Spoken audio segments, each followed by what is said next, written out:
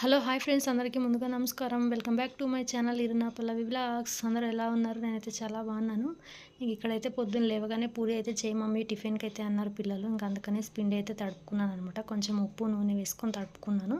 ఇంకా అది నానేలోపు ఇక్కడ ఉల్లిగడ్డలు అయితే కట్ చేసుకుంటున్నాను. ఇంకా టయానికి ఇంట్లో కూడా ఆలుగడ్డలు లేవు కాబట్టి ఇంకా ఆలుగడ్డ లేకపోతే మన దగ్గర ఐడియా ఉంటుంది కాబట్టి ఇంకా తొందర ఉల్లిగడ్డలు అయితే కట్ చేసుకున్నాను.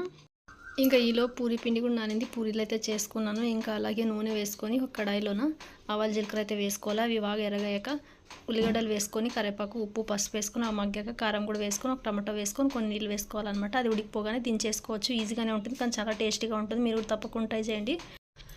ఇంకా లంచ్ కూడా అయితే చేసేసుకున్నాను ఒక సైడు. ఇంకా అలాగే టిఫిన్ కూడా రెడీ అయిపోయింది. ఇంకా పిల్లలు కూడా స్కూల్కి రెడీ అయినారనమాట. ఇది సంగతి ఇవాళ నా వీడియో వచ్చేసి. నా వీడియో కనుక మీకు నచ్చినట్టయితే లైక్ షేర్ నా ఛానల్ని తప్పకుండా సబ్స్క్రైబ్ చేసుకోండి.